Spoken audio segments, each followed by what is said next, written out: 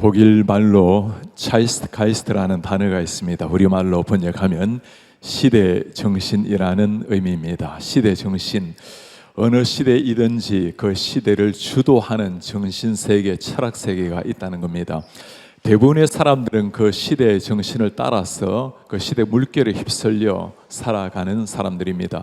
좀 생각이 다르고 바람직하지 않다고 생각을 하지만 거기에 거부하거나 하기보다는 순응하며 살아가는 것이 사람들의 생리입니다. 그런데 우리 그리스도인들은 이런 차이스트가이스트 시대 정신이 아니라 신앙 정신을 따라 살아가는 사람들, 그들이 그리스도인들입니다. 성경이 무엇이라고 말하는지, 하나님께서 무엇을 원하시는지, 이런 거대한 물줄기의 시대 정신이 주도하는 세상 가운데 오히려 반시대적으로 선지자적 정신을 가지고 살아야 되겠다고 외치는 한 사람이 있습니다. 우리에게도 잘 알려져 있는 오스게니스가 쓴 책 중에 Prophetic Untimeliness라는 책이 있습니다. 반시대적 선지자적 정신, 선지자적 반시대성, 그가 이 책에서 하는 말입니다. 오늘날 우리가 회복해야 할 것은 청중이 아니라 메시지가 주권을 쥐고 있는 교회다. 청중이 우리를 끌고 갈 것이 아니라 하나님의 진리를, 메시지가 주권을 쥐고 있는 교회가 걸어가야 된다는 말씀입니다. 그렇습니다. 시대 정신에 순응할 것이 아니라 하나님의 진리의 말씀에 굴복해야 된다라는 말씀. 좀 더 오래전에 A.W. 토저는 세상과 충돌하라는 책에서 이렇게 말씀을 하고 있습니다. 한번 보여주시겠습니까? 세상과 충돌하라는 책. 이 책의 부제는 성령님과 동행할 것인가 아니면 세상과 동행할 것인가. 책에서 하는 말입니다. 적당히 타협하며 편하게 살고 있는가. 하나님은 그 편한 길을 철저하게 반대하신다. 세상과 불화하라. 겁먹지 말고 당당히 맞서라. 그리스도인들이여 무릎 꿇고 세상을 흉내내지 말라. 정말 이런 시대가 되어가는 시대가 되어버렸습니다. 오늘날 이 시대는 너무나 시대 정신, 그리스도인들이 세상의 물결에 휩쓸려 살아가고 있는 이런 시대를 맞이하고 있습니다. 이번에 파리 올림픽을 보면서 여러분들이 정말 경악을 금치 못했던 사건이 하나 있었죠. 오프닝 세리머니 할 때 그 드래킨 사건이었습니다. 남자가 여장을 하고 나왔던 사건, 그리고 트랜스젠더들이 나와서 함께 공연했던 그 사건이었습니다.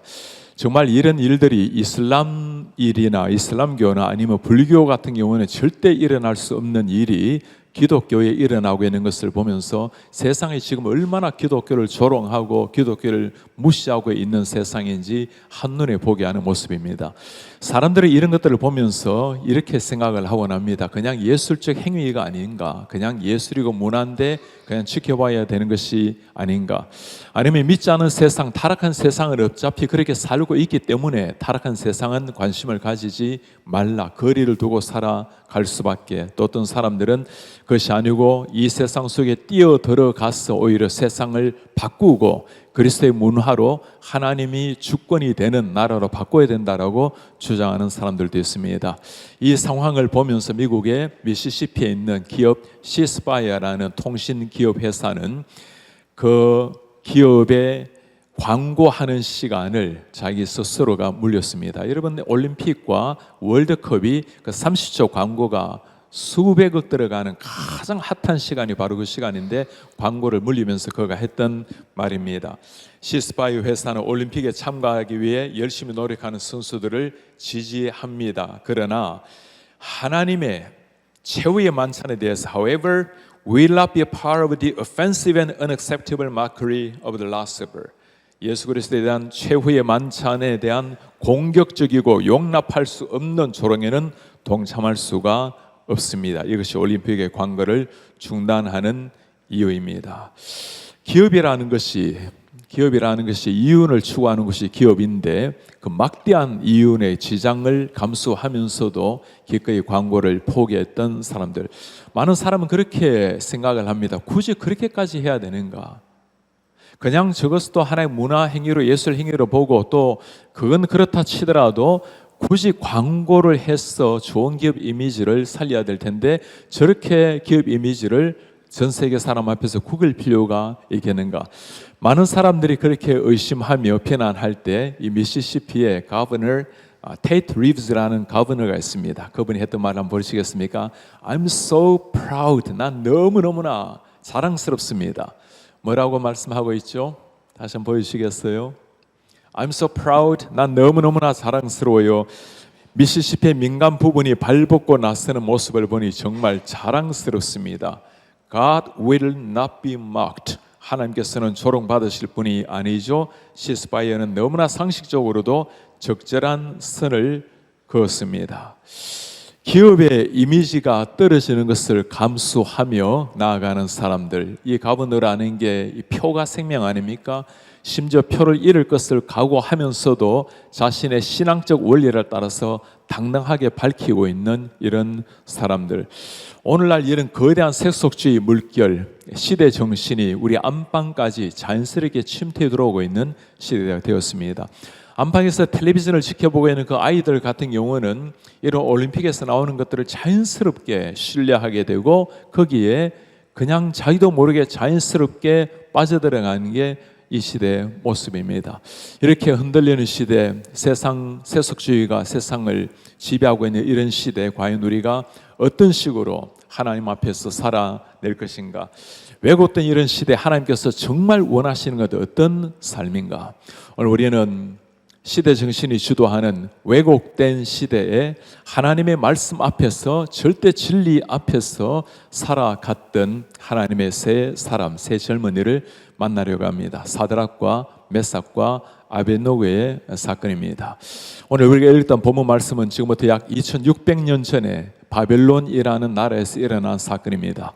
바벨론은 당시 때 대제국을 이루었던 왕입니다.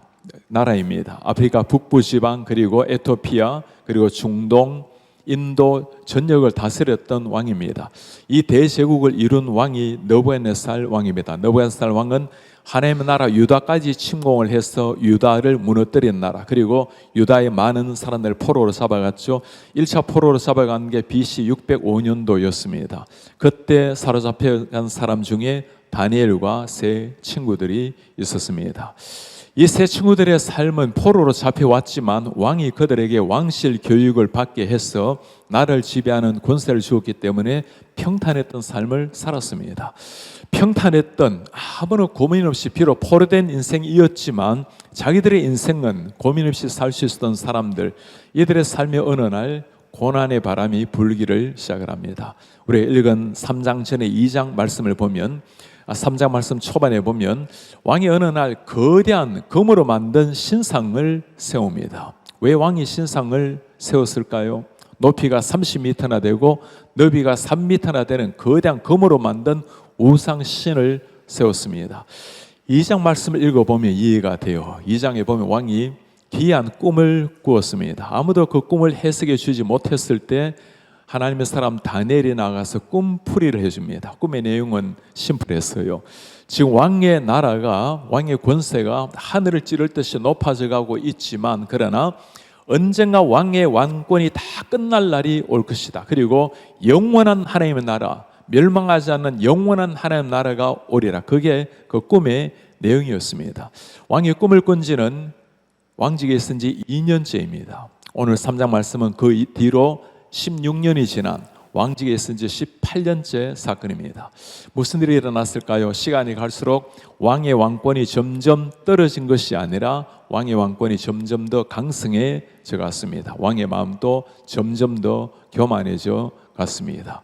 영원한 제국이 되고자 하는 마음으로 자신의 왕권을 상징하는 거대한 금으로 만든 신상을 세우고 두라라는 평지에 세웠습니다. 왕은 이제 바빌론의 도를 다스리는 모든 관리들을 다 불러 모읍니다. 수천 명의 관리들이 열지어 섰습니다. 공중에서 음악을 켜는 수백 명의 악사들을 다 불러 모았어요. 그리고 왕의 명령이 들려옵니다. 누구든지 음악이 울리거든 엎드려서 절하라. 만일 절하지 않는다면 이걸 그리는 저 풀무불에 집어던져서 죽이리라. 지금 사람들 앞에서는 검은 연기를 뿜으며 이걸 그리며 타오르는 풀무불이 사람을 당장이라도 집어삼킬 듯이 피어오르고 있습니다. 드디어 천지를 울리는 음악 소리와 함께 참석했던 모든 사람들 땅에 무릎을 꿇고 머리를 조아리고 우상 앞에 왕 앞에 절하기를 시작을 합니다.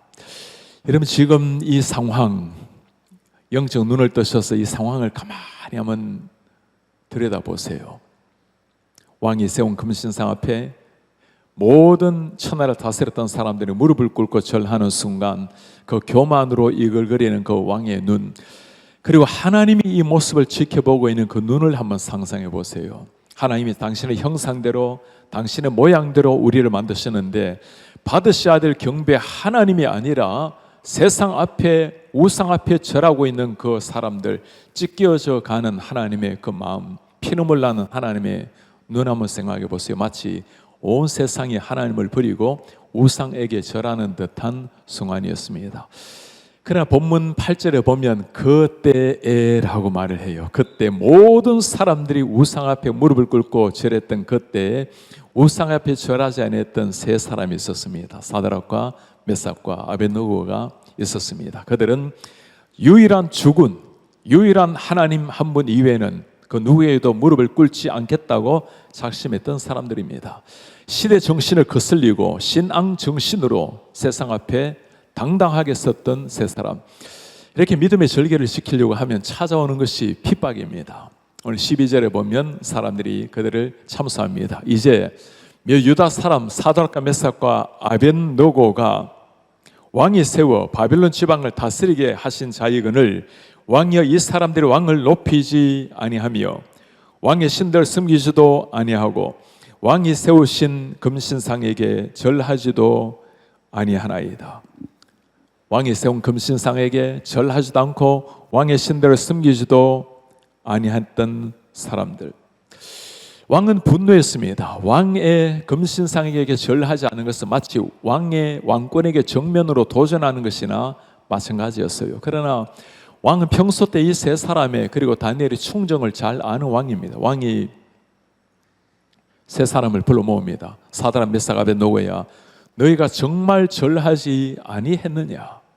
이제라도 음악이 울리거든 엎드려서 절하라. 만일 너희들이 절하지 않는다면 너희들을 내 손에서 건져내어 줄 신이 세상에 어디에 있겠는가? 죽느냐 사느냐의 갈림길에 놓인 세 친구들입니다. 이들 한 번쯤 절하고 살아남을 것인가, 아니면 오직 한 분, 우리의 유일한 주군 하나님을 위해서 이대로 인생 젊은 날을 끝낼 것인가? 왕의 호의에도 불구하고 그들의 대답은 적극적이고도 짧았습니다. 왕이 우리가 이 일에 대하여 대답할 필요가 없습니다. 우리는 절할 수 없습니다. 모두가 큰 길로 다 달려갈 때 거대한 시대 물결, 시대 정신을 주도하는 그 시대 정신을 따라갈 때 이 세 사람이 가진 신앙은 어떤 신앙이었길래, 그들이 믿었던 하나님은 어떤 하나님이셨기에 그 젊은 날 생명을 걸고 이런 고백을 하게 만들까요?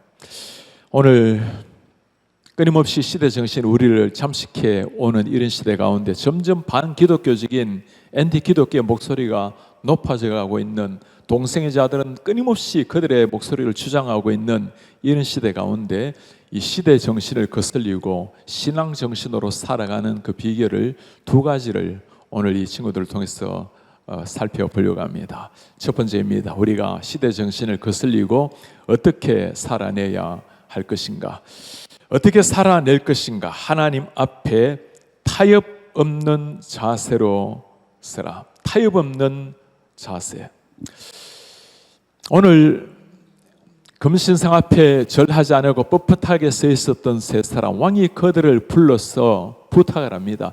이제라도 음악이 울리거든 절하라. 그러면 내가 너희를 살려주마. 여러분, 이 정도 되면 세 사람이 한 번 정도 절해야 되지 않을까요? 그 포로로 잡혀온 사람들, 죽음이나 다름없는 사람들 아닙니까? 그들에게 왕식 교육을 다 시켜주고 왕중의 산의 진미를 다 먹을 수 있는 기회를 주고, 그리고 관직을 주어서 바벨론을 함께 다스릴 수 있는 권한을 주었는데, 그 왕의 호의를 입은 사람들, 그리고 왕의 명령이라는 게 법 아닙니까? 누구든지 엎드려서 절하지 않으면 풀무불에 집어던져 죽이리라. 왕은 자신의 명령을 법을 변개하면서까지 이제라도 준비했다가 절하라. 그럼 내가 너희들을 살려주마. 여러분 지금 왕이 이 세 친구들을 살려주려고 애를 쓰고 있는 모습이 보이지 않습니까?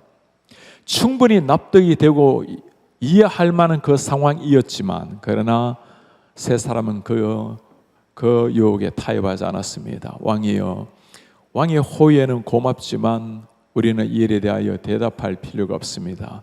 우리는 절할 수가 없습니다. 모두가 예하고 큰 길로 걸어갈 때, 시대 정신의 그 물길로 휩쓸려 걸어갈 때 아니오라고 할 수 있는 사람 누구일까요? 하늘의 천명을 받은 사람, 하늘의 명령, 하늘의 부르심을 받은 사람들이 할 수 있는 일입니다. 모두가 반기를 들기도 어렵고 의식적으로 반대하기도 어려운 그 상황 속에, 아니 그렇게 하다가 심지어 목숨이 달아날 수 있는 그 상황 속에 당당하게 자기 자신을 지켜나가는 사람들, 이유가 뭘까요? 그들이 믿었던 하나님, 유일하신 하나님, 살아계신 하나님이 계셨기 때문입니다. 관념의 하나님이 아니고 그냥 믿음의 그냥 대상이 아니라 그들의 주인이 된, 그들의 인생의 주군이 된 하나님을 믿었기 때문입니다. Only God을 믿었기 때문이에요. 이 타입이라는 것이 세상적으로 보면 너무나 지혜롭게 보입니다. 이런 기독교 신앙에 only라는 단어만 빼버리고 나면 이런 신앙이 없어요.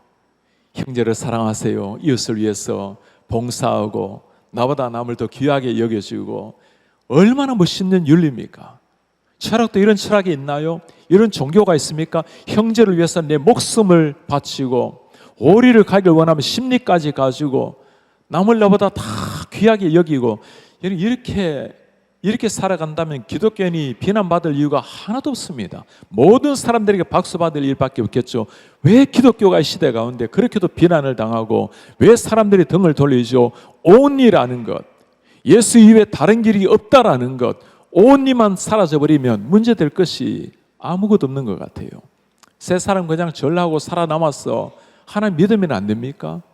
그러나 그들이 믿었던 하나님은 오직 한 분, 유일한 하나님 한 분밖에 없었어요. 시대 정신을 거부하고 유일하신 하나님을 믿었기 때문에 타협 없이 당당하게 설 수가 있었습니다. 최근에 서던 베프티스트의 미국에서 개혁신학을 주도하고 있는 서던 베프티스트 총장 엘버트 몰러 총장이 쓴 책이 하나 있습니다. Gathering Storm이라는 책입니다. 저 스토름이 폭우가 팍 모여오는 것, 세속화의 폭풍우가 몰려오는 것. 세속화의 폭풍우, 지금 이 시대 가운데 우리를 사로잡고 있는 동성애, 그리고 인권, 이런 페미니스트들, 이런 거대한 물줄기가 시대 정신이 되어서 반기독교적 정신을 가지고 사람들의 목을 조여온다라는 것을 고발하고 있는 책입니다. 이 책에서 총장님은 강력하게 부탁을 하고 있습니다. 그리스도인들이여 세상 속에 당당히 서서 부디 하나님의 말씀 앞에 서라. 여러분 지금 미국도 한국도 이 성해방, 이 젠더 이슈가 얼마나 큽니까? 왜 사람들이 그렇게도 동성애에 대해서 이렇게 목소리를 내고 있을까요? 하나님께서 만드신 창조 원리 가운데 절대로 변하지 말아야 될 것이 있어요. 우리가 믿고 있는 진리의 말씀, 세상이 무너져도 진리의 말씀 성경 무엇을 우리가 변개할 수는 없습니다. 마지막 하나 남은 것이 있다면 인간이에요. 남자와 여자로 각기 형상대로 지원받은 남성과 여성 이 젠더를 무너뜨리고 나면 모든 게 다 무너져버리는, 모든 게 상대적이 되어버리는 디 앱솔루트라는 절대적인 게 사라져버리는, 그래 그들이 동성애 문제가 아니라 결국에는 신을 향해서 공격하는, 그래 엔티 기독교의 가장 마지막 공격은 성해방입니다. 지금 한국도 그게 처절히 지금 일어나고 있잖아요. 그걸 이렇게 말한 사람들을 비난하고 적대시 만들고. 지금 미국에는 뉴욕 같은 경우는 자기 성을 남성, 여성 정도가 아니고 남성, 여성, 중성 해서 공식적으로 31개 성을 가질 수 있어요. 31개 암기도 못하겠어요. 한번 시도하다가 우리는 영어로 배울 때도 they are 해야 맞지 않아요? they is가 되는 시대입니다. 그리고 just call me she, 나는 남자이지만 오늘 나를 she로 불러달라고, gender fluid라고 불러요. 유동하는 성. 어제는 남자 되었다가 오늘은 고양이가 되었다가 내일은 강아지가 되었다가 고양이가 되어서 교실 안에서 정말 해서 안 될 일을 하는, 자기가 고양이니까. 지금 캘리포니아에서는 최근에 어떤 법이 통과가 되었냐면 어린아이들이 성정체성을 겪으면서 나는 남자가 아닌가, 여자로 되길 원한다, 이런 성정체성을 고민하는 아이들에게 부모님이 권면하는 것을 법으로 막는 법을 통과했어요. 이게 여러분 상상이 될 일입니까? 아이들이 성정체성을 가지고 고민할 때 부모가 조언하는 것을 법으로 금하는 시대, 못하게 돼 있어요. 그리고 원하면 부모 동의 없이 성을 트랜스젠더로 만들어버립니다. 얘는 왜 이렇게까지 할까요? 이게 그냥 동성애 사상이 아니고 철저하게 하나님을 향해서 반기를 드는 반기독교적인 사상의 마지막 무너뜨리는 아성이 바로 여기 있는 겁니다. 미국 분이겠습니까? 지금 한국도 이런 시대를 맞이하고 있죠. 하나님을 향해서 대적하고 있는 이런 상황. 이런 물어보시길 바랍니다. 우리 삶에 이런 타협적인 요소는 없나요? 한국도 지금 이미 이런 시대에 접어들기 때문에 여러분들 같은 신학도들은 이 정도까지 타협을 당하는 일은 없겠죠. 저희 교회를 세우신 분이, 교회를 참 훌륭하게 잘 섬기신 분은 우리 원로 목사님 돌아가신 분이신데 일대 교회를 세우신 목사님이 계세요. 윤명료 목사님이라는 분이신데 목사님께서 개척을 하시고 4년 정도 섬기시다가 교회를 떠나시게 되셨습니다. 제가 목사님의 흔적을 수소문을 했다가 몇 년 전에 목사님이 뉴저지에 살고 계신다는 이야기를 듣고 이미 95세가 되셨는데 찾아가 뵈었더니 너무나 반가워하세요. 한 번도 교회를 찾아오지 못하셨던 분이셨습니다. 그리고 지난해가 저희가 교회 50주년이었어요. 목사님 꼭 내년에는 우리 교회를 와주십시오. 그 해 전에도 찾아뵈었습니다. 그리고 목사님께서 이미 거동하기가 어려우시니까 못 오시겠다고 하시는데 교회 참석을 하셨어요. 그리고 성도들에게 참 행복하게 인사를 하고, 그때 목사님께서 성도들에게 했던 인사 말이었습니다. 성도님들, 내가 정말 겨자씨 같은 것 하나 심었는데 하나님께서 이렇게 거대한 나무를 만들어 주셔서 울창한 숲을 만들어 주셔서 너무너무 고맙습니다. 하나님의 은혜입니다. 그리고 한마디 하셨어요. 다시 뵙기를 원합니다. 그러나 뵐 수 없다면 천국에서 보기를 원합니다.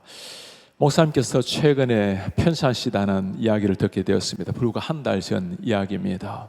그리고는 목사님 댁에 다시 한번 찾아갔어요. 돌아가시기 하루 전날이었습니다. 너무너무 쾌활한 모습으로 1시간을 목사님이 말씀을 하시는데 얼마나 쾌활하게 말씀하는지 몰라요. 1시간 후면 다음날 돌아가실 분입니다. 폐가 안 좋으시기 때문에 폐에 물이 차서 호흡하기도 어려우신 분인데 그 목사님께서 교회를 개척했던 이야기를 듣게 되었어요.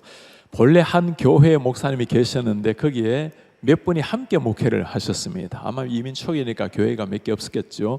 그리고는 하루는 주일날 예배를 마치고 한인회 회장을 뽑는데 우리 교회 집사님이 회장 후보로 나가신 거예요. 그러니 여러분 오늘 빨리 예배를 마치고 우리 집사님이 회장 후보에 표 찍으러 갑시다. 요즘 같으면 뭐 그러시는 이야기입니다.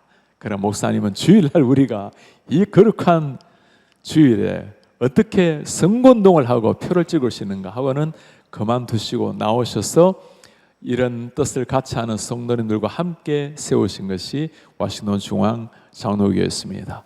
오늘날 생각하면 정말 굳이 그렇게 해야 되는가라고 생각하는 사람들, 그러나 그런 신앙으로 살아내었기 때문에 그 믿음의 선배들의 그 신앙 때문에 오늘까지 우리가 오게 된 것입니다. 우리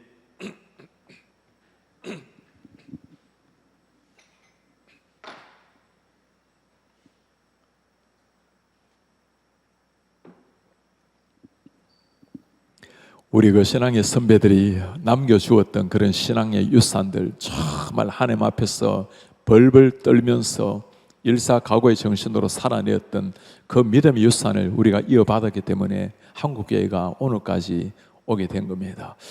제가 미국에서 목회를 하다 보니까 참 신기한 하나님의 은혜, 놀라운 걸 체험을 많이 들어 할 때가 있어요. 여러분들 아마 들어 영상을 보셨을 텐데 제가 미국의 국회의회에 초청을 받아서 기도를 인도한 적이 있습니다. 미국에는 그래도 대통령 취임할 때도 성령 위에 손을 얹고 선서를 하고 목사가 기도도 하고, 그리고 국회를 시작을 할 때 목사를 불러서 목사가 제일 먼저 기도를 하고 국회 개원을 합니다. 제가 저렇게 부름을 받아서 기도하기 전에 그 나라에서 공문이 보내와요. 공문에 보면 다양한 종교가 있으니까 예수 이름으로 기도는 하지 마십시오 라는 부탁을 합니다.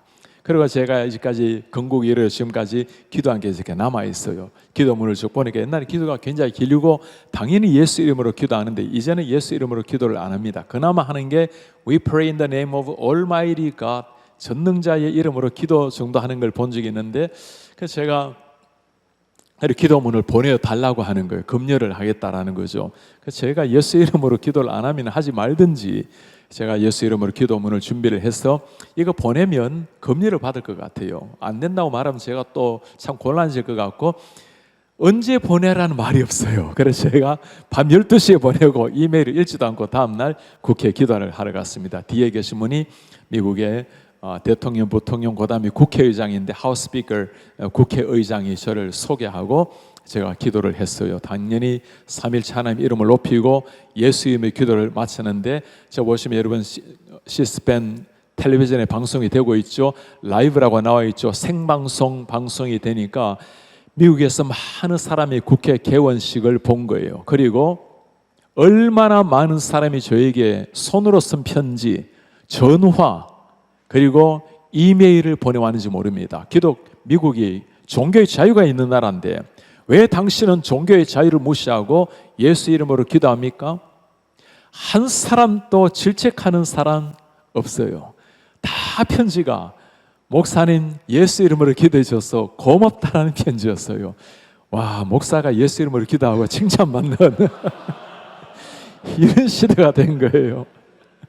제가 그 뒤로도 몇 차례 버지니아가 미국의 수도고 또 주의회도 있기 때문에 상원 의원, 하원 의원 그 뒤로도 계속 기도하러 몇 차례나 갔습니다. 그리고 지지난해 다시 한번 또 상원 의원의 기도를 청을 받았는데, 아니 제가 그렇게 예수 이름으로 기도를 하는데도 그렇게 기도 부탁을 하니까 이번에는 제가 작심을 하고 그냥 기도할 게 아니라 우리의 주님이요 우리의 구원자이신 예수 이름으로 기도합니다라고 작심을 하고 기도를 하러 갔어요. 상원의원실에 들어가는데 상원의원들이 다 앉아 있고, 그리고 그 부지사가 올라와서 사회를 해요. 랜섬 시어즈라는 여성인데 제가 올라가 있는데 미국에는 굉장히 그런 또 격식을 차리거든요. 아이들 둘이 저 옆에서 에스코트를 하면서 앉아 있습니다. 그리고 갑자기 부지사가 저를 불러요. 이쪽으로 오시라고. 그래서 제가 계단을 타고 올라오는데, 이분이 드디어 오늘 나에게 내 당신 기도하는 거 봤는데 자꾸 예수 이름으로 기도하지 말라고 공문 나가는데 왜 기도했냐고 라고 말할 줄 알았어요. 그런데 살짝 귀에 대고, 목사님 공문에 보셨죠? 예, 그거 무시하고 평소 때 목사님이 하나님께 기도하는 그대로 기도하세요.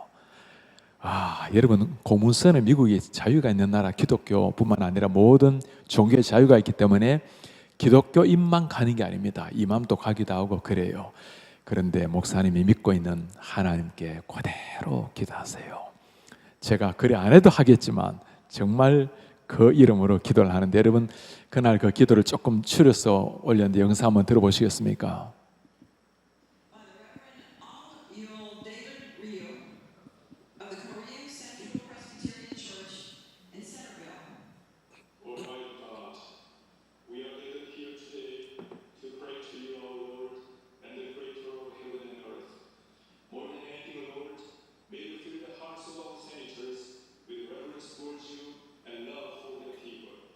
Allow them to discern your calling and will in their daily service, so that they can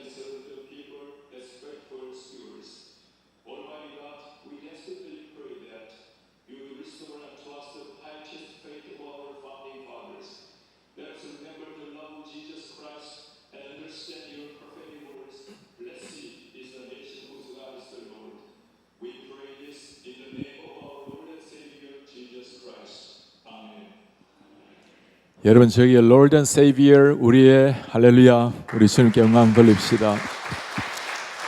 We pray in the name of our Lord and Savior 우리의 주님이요 구원자신 예수 이름에 기도합니다 했을 때 여러분 마지막에 아멘 했을 때 아멘 소리 들어보셨어요? 이게 제가 녹음을 한 것이라서 소리가 이 정도 나왔는데 정말 상원 의원이 떠나갈 정도로 아멘 하는 소리가 들렸어요. 그분들이 다 기독교인들이 아닙니다. 정말 기다렸다는 듯이 제가 그 전에 하원 의원 또 기도하는 간 적이 있었는데 기도를 마치고 기도를 하게 되면 의원이 초청을 해서 기도를 전국에서 오게 됩니다. 저를 초청한 의원이 휴고라는 의원인데 팀 휴고가 기도를 하고 내려오는데 제 손을 꽉 잡고 밖으로 나가요. 목사님, 왜 목사님들이 예수 이름으로 기도를 안 합니까? 아니 기도하지 말라고 그렇게 고문사에 나와 있는데 왜 예수 이름으로 기도를 안 합니까? 예수 이름으로 기도를 안 한다는 거예요. 여러분 세상 사람들이 지금 뭘 기대하고 있을까요? 정말 우리가 예수를 믿는 사람이라면 내가 예수님을 모르고 믿지 않더라도 당신이 정말 하나님을 믿는 사람이라면 예수 믿는 사람답게 기도해 주시기를 공문서가 어떻게 나오든지 당신이 믿고 있는 신앙이 진짜라면 진짜 믿는 하나님의 모습을 보여달라는 것 그게 세상이 기대하는 겁니다. 세상을 두려워할 것이 아니라 세상과 짝하여 살아갈 것이 아니라 하나님이 원하신다면 시대 정신을 거부하고 신앙 정신으로 걸어가는 이런 여러분 되시길 바랍니다.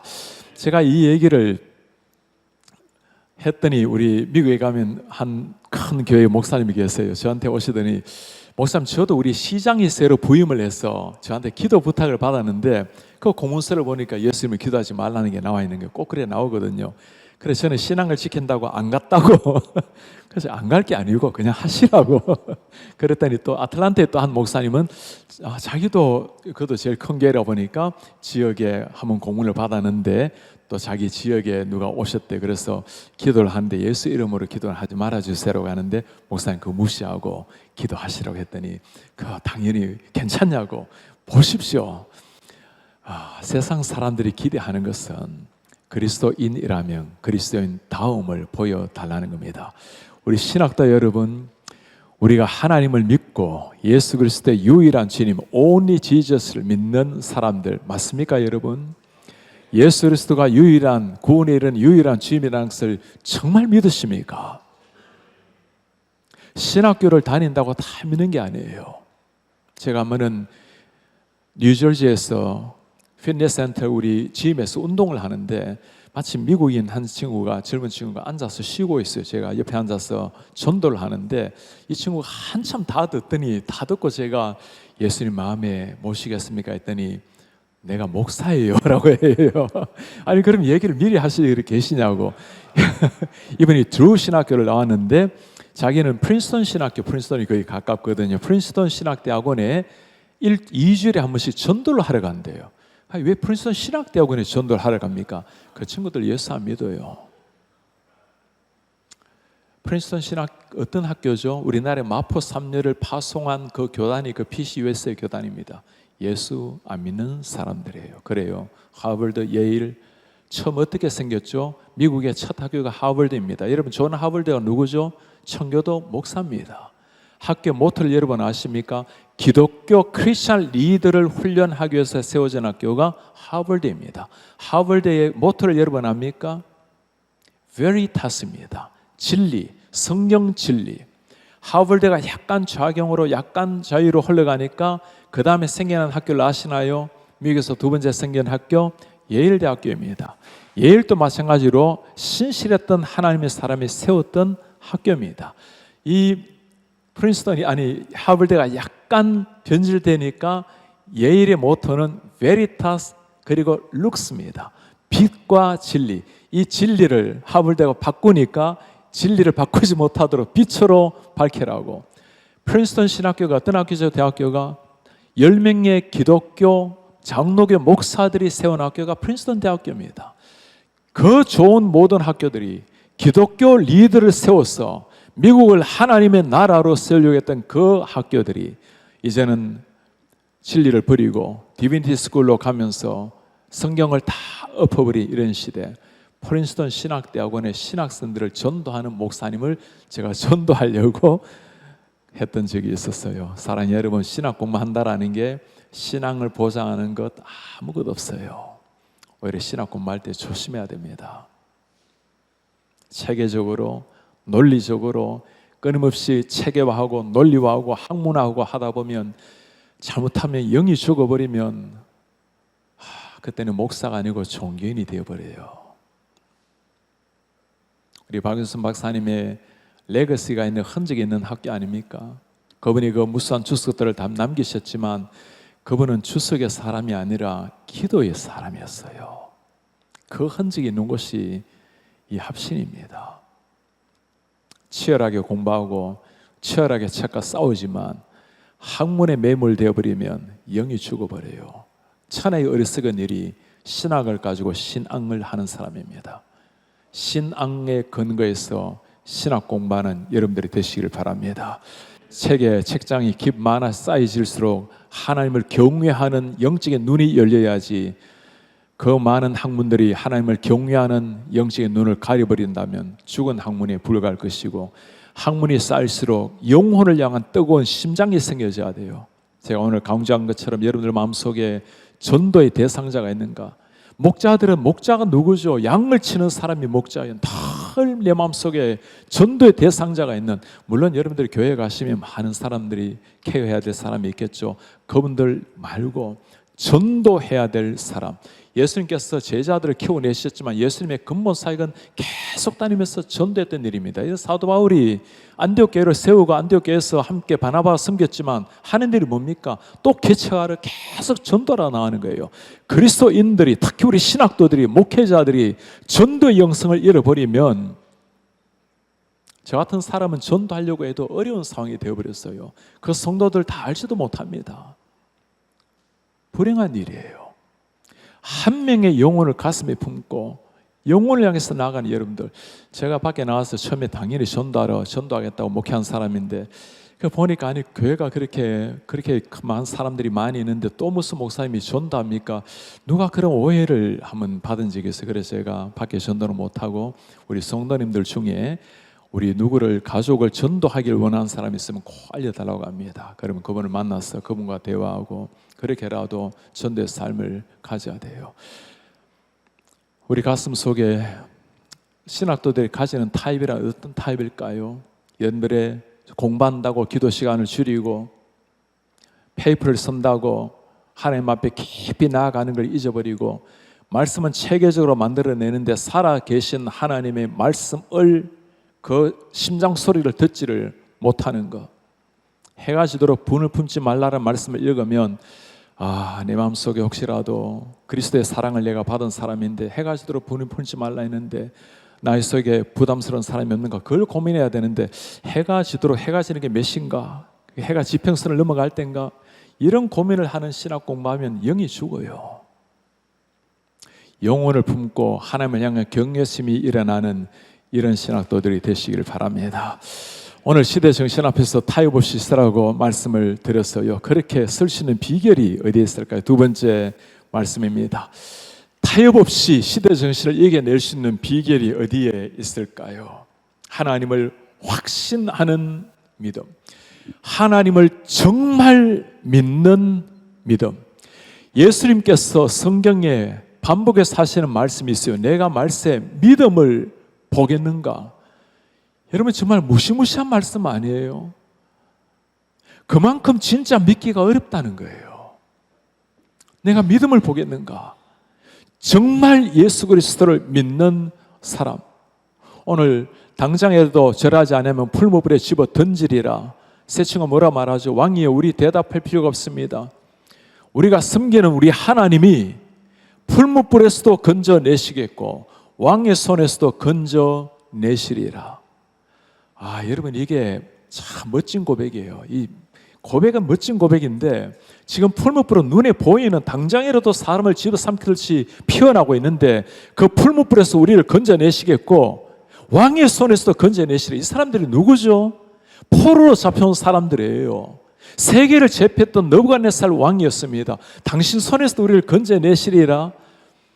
이는 객기를 부리는 것이 아니라 그들이 믿었던 하나님, 유일한 죽은 천지를 창조하신 창조주 하나님, 눈에 보이지 않고 손에 잡히지 않지만 정말 믿었던 하나님을 향한 그 신앙, 우리 귀한 신학도들 제가 부디 여러분들한테 부탁드려요.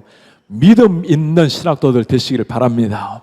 하나님을 향한 절대적인 믿음, 진실한 믿음 있는 사람들, 그냥 신학을 공부하고 그냥 목사가 되는 것이 아니라 진실한 믿음이 있는 사람. 제가 이전에 책 한 권을 보면서 정말 이런 책이 있나라고 했는데 가만히 보니까 정말 그 말이 맞아요.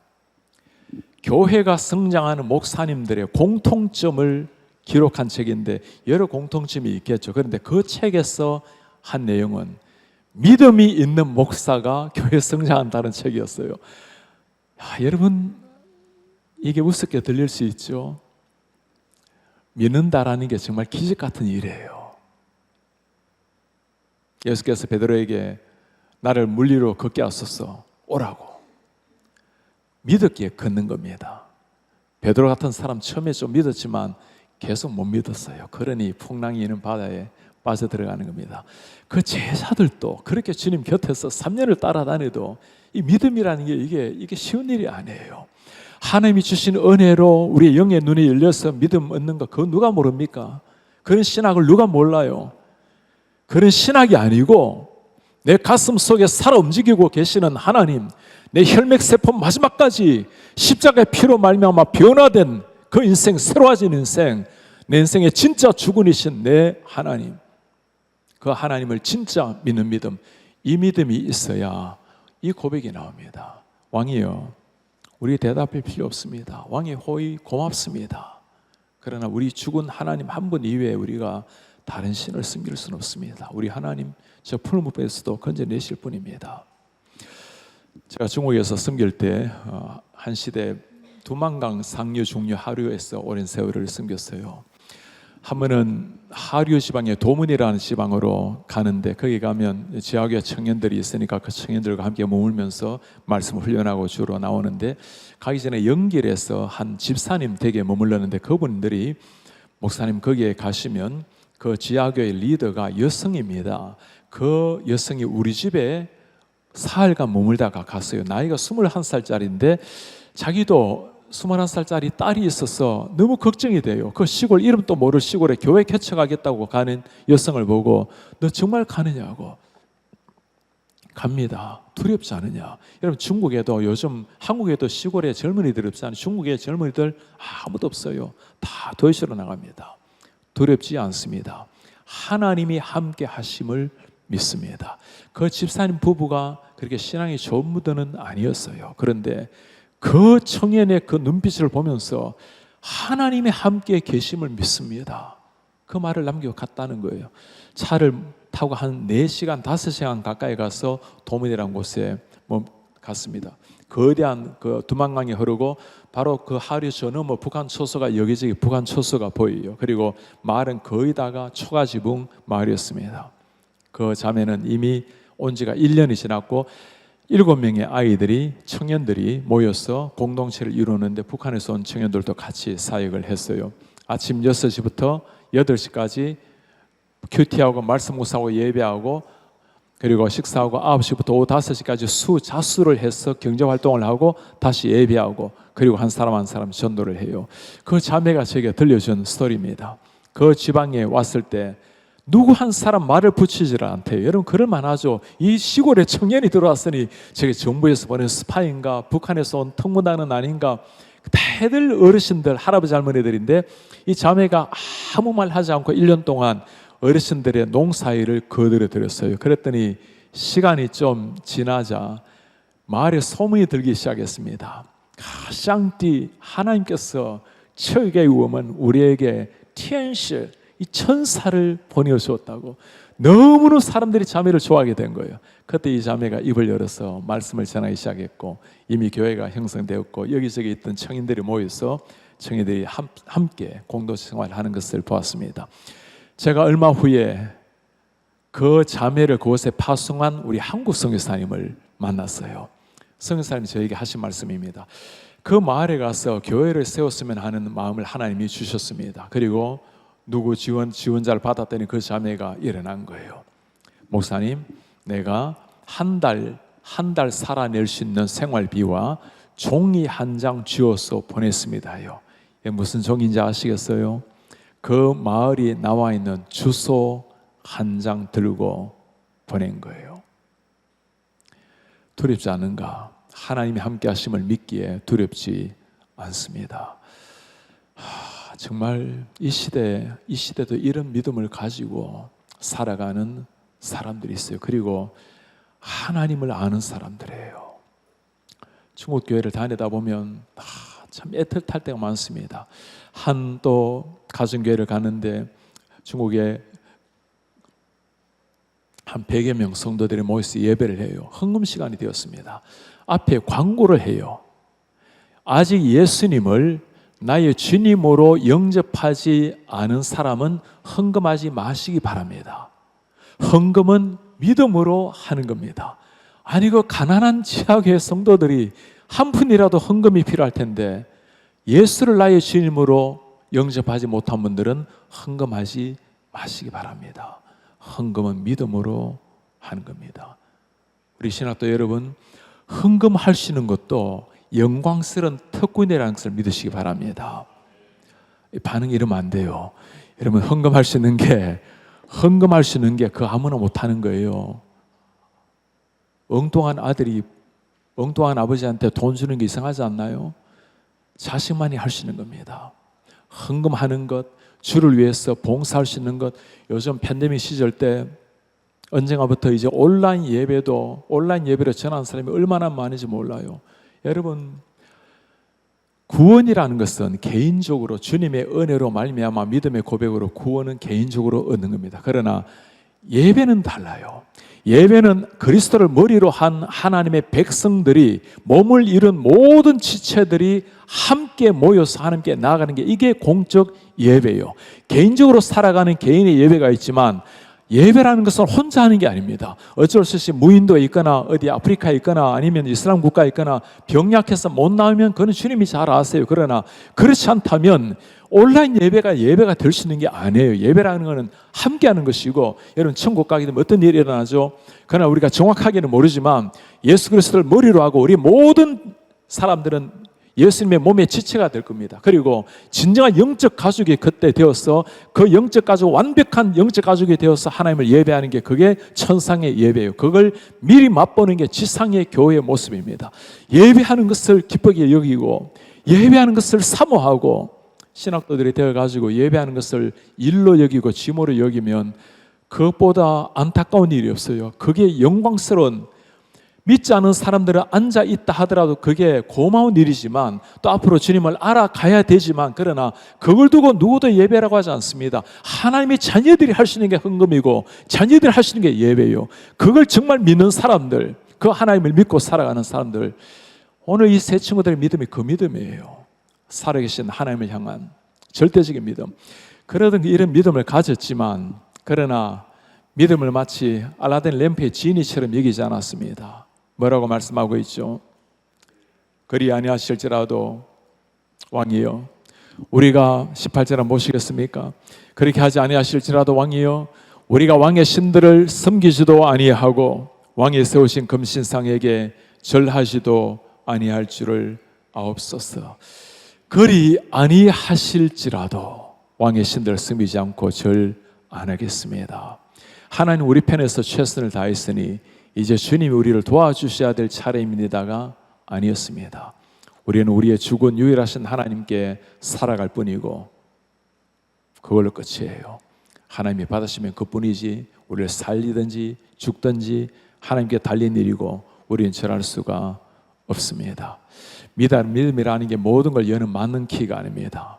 믿음은 하나님이 주신 선물을 따라서 주님 앞에 순복하는 것이고 그것까지 우리가 할 수 있는 일이요, 그 다음은 하나님께 완전히 맡겨드리는 절대적인 하나님의 주권과 하나님께 모든 걸 맡겼던 사람들, 어딘가에 우리는 우리의 소중한 것을 드리기 마련입니다. 이 세 친구는 하나밖에 없는 생명을 주님을 위해서 드렸습니다. 여러분들의 가장 고귀한 것들. 그래도 요즘 이 어려운 시기에, 기독교가 이렇게 위기 시기에 하나님의 말씀의 종이 되겠다고 합신에 들어온 여러분들을 보면 참 선배된 저로서 너무너무 감사하고 너무너무 고마운 심정이에요.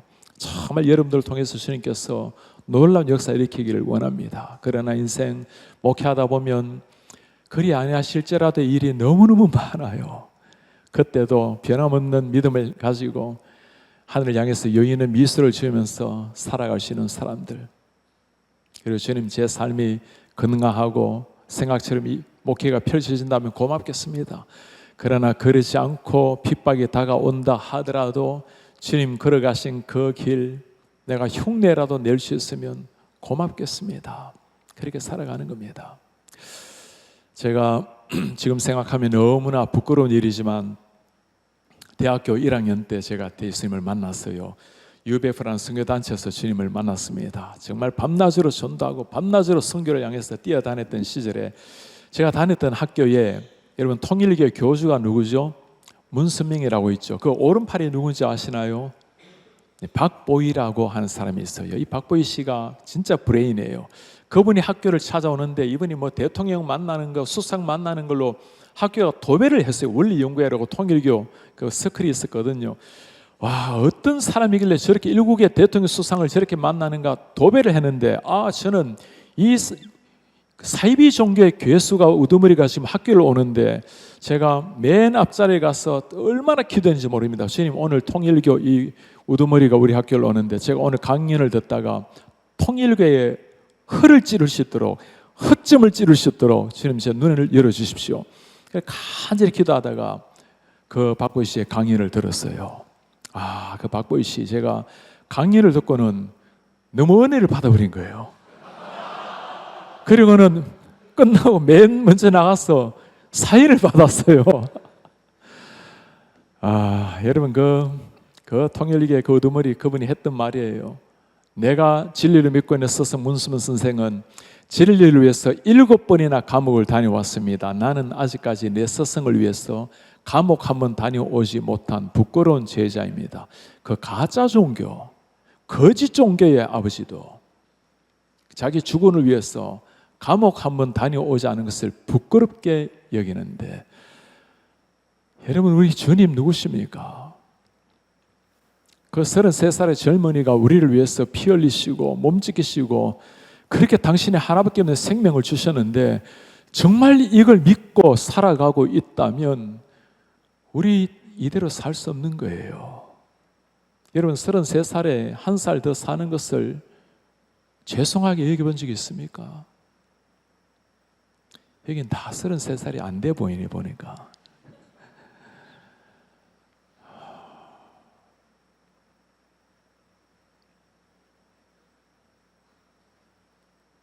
서른세 살까지 살았다면 그 전이라면 여러분 주를 위해서 멋지게 젊은 날 뛰어다니시고 33살이 되었다면 하루를 살아도 덤으로 사는 인생이, 우리가 주님보다 잘하는 게 뭡니까?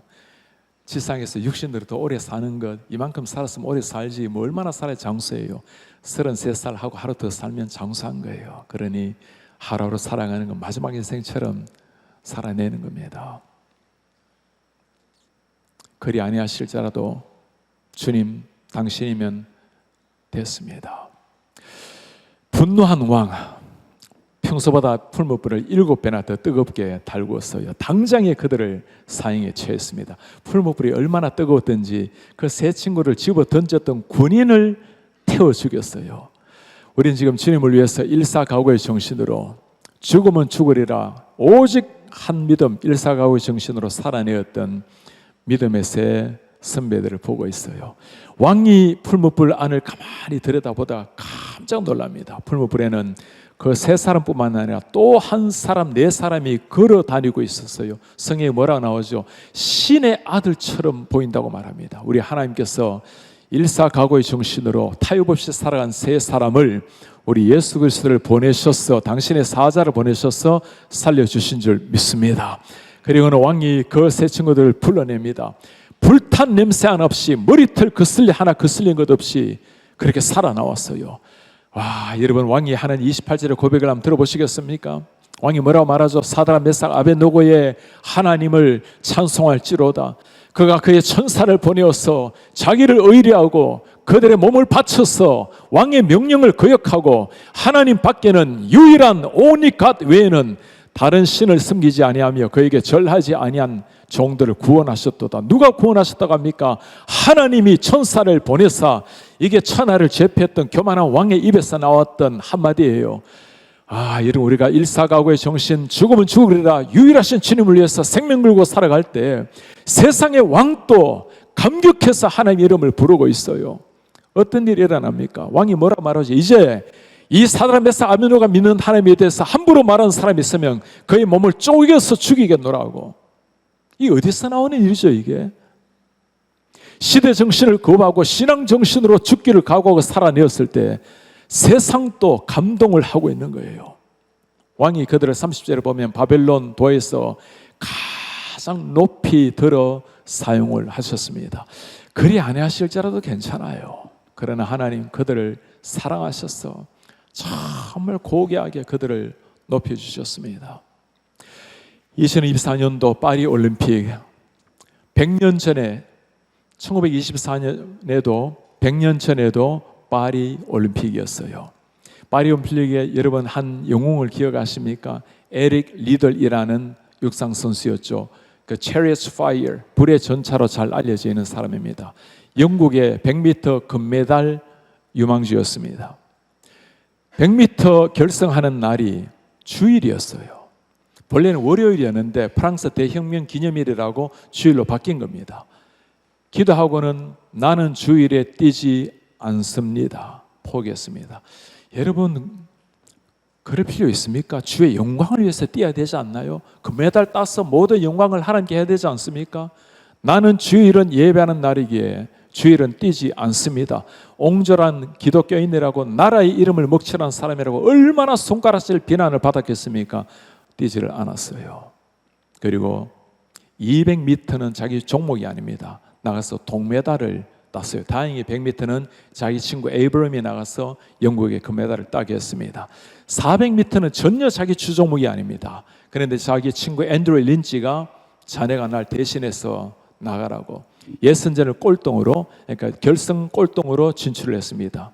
7번째, 맨 바깥 레인, 안 좋은 레인의 배치를 받았어요. 총승 올리고 달렸습니다. 400m 47.06초로 세계 신기록을 세웠어요.